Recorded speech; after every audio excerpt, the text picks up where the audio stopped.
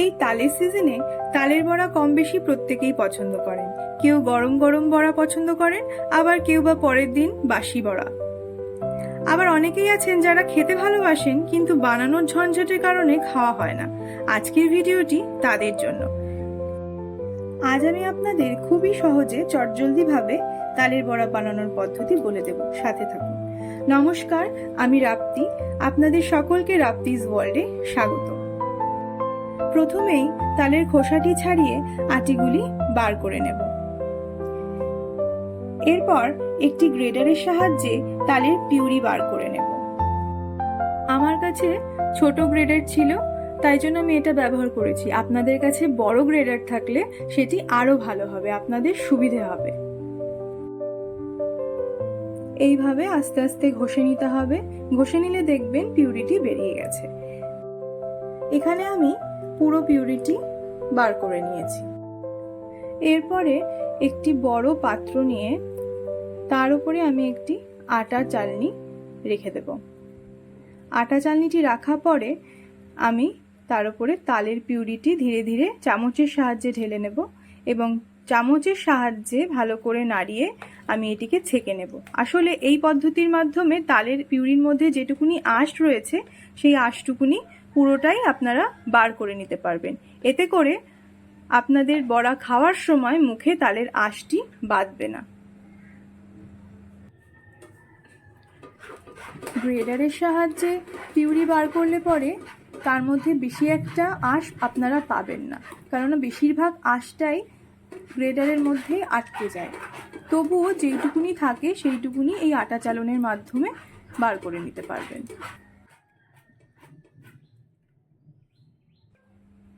দেখুন কত কম আঁশ বার হয়েছে এখানে।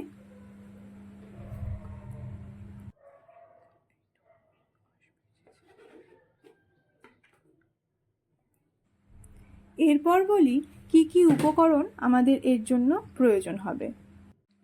প্রথমেই নিয়ে নেব 2 কাপ পরিমাণ ময়দা, 1 কাপ পরিমাণ চালের গুঁড়ো, 1 কাপ পরিমাণ সুজি, নারকেল কুঁড়ো। এখানে আমি 1.5 কাপ পরিমাণ চিনি নিয়েছি, একটি কলা এবং সামান্য লবণ।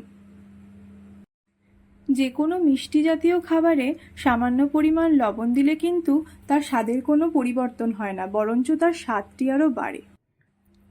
আমি যেই পাত্রে তালের পিউরিটি রেখেছিলাম সেই পাত্রটিতেই একে একে চালের গুঁড়ি, ময়দা, সুজি, চিনি সবকটি উপকরণকে একে একে দিয়ে নেব এবং দিয়ে দেওয়ার পর এটিকে ভালো করে মিশিয়ে নেব।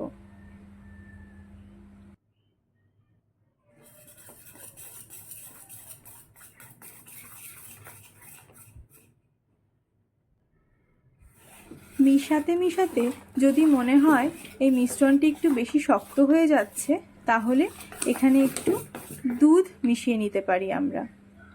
আমি এখানে সামান্য পরিমাণ দুধ মিশিয়ে নিচ্ছি, আপনারা আপনাদের প্রয়োজন মতন নিতে পারেন।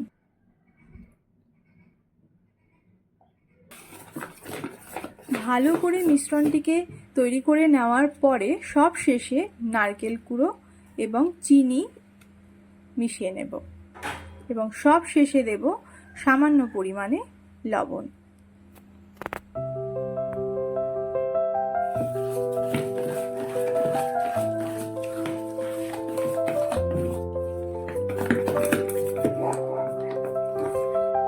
চিনিটা যখন গলে যাবে তখন কিন্তু মিশ্রণটি আরো একটু পাতলা হয়ে যাবে, সেজন্য দুধটা কিন্তু মেপেই দেবেন।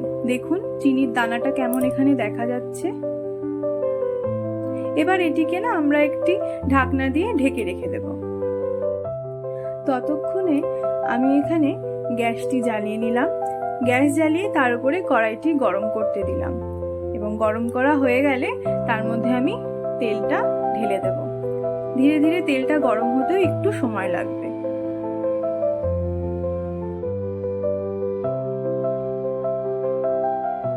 এরপর ঢাকনাটা সরিয়ে মিশ্রণটিকে আরো একবার চেক করে নেব। চেক করা হয়ে গেলে আর একবার ভালো করে একটু মিশিয়ে নেব, যাতে চিনিটা সমানভাবে মিশে যায়। দেখুন এখন কিন্তু আর চিনির দানাটা দেখা যাচ্ছে না। কড়াইয়ের তেল গরম হয়ে গেলে একে একে বড়ার আকারে আমি তেলের মধ্যে ছেড়ে দেব। মনে রাখতে হবে এটাকে ভাজার সময় কিন্তু গ্যাসের আগুনটাকে লো টু মিডিয়ামে রাখতে হবে। বেশি বাড়িয়ে দিলে কিন্তু ওপরটা পুড়ে কালো হয়ে যাবে এবং ভিতরটা কাঁচা থেকে যাবে, যার জন্য এটাকে একদম মিডিয়াম হিটে ভাজতে হবে।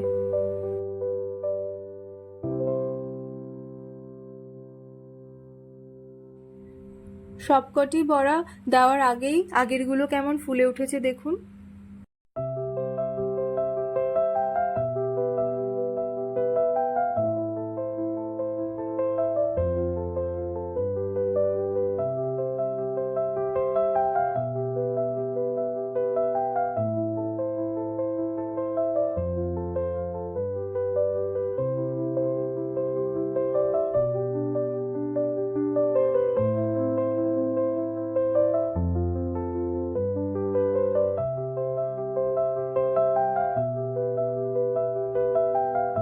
এক পিঠ পুরোপুরি ভাজা হয়ে গেলে অপর পিঠে উল্টে নেব। আমি এখানে উল্টে নিয়েছি। এইভাবে উল্টে পাল্টে বড়াগুলিকে ভেজে নিতে হবে।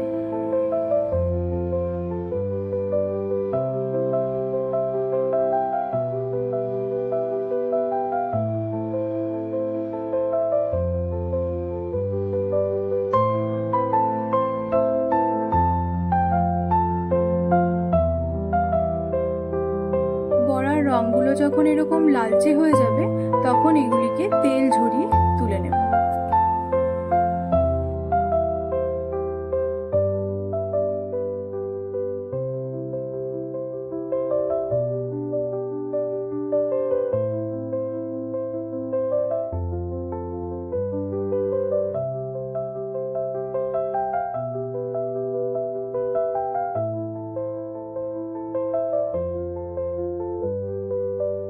তালের বড়া তৈরি।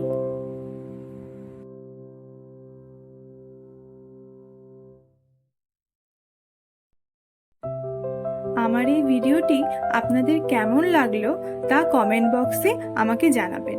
ভালো লাগলে অবশ্যই লাইক এবং শেয়ার করে দেবেন। আর হ্যাঁ, সাবস্ক্রাইব করতে একদম ভুলবেন না।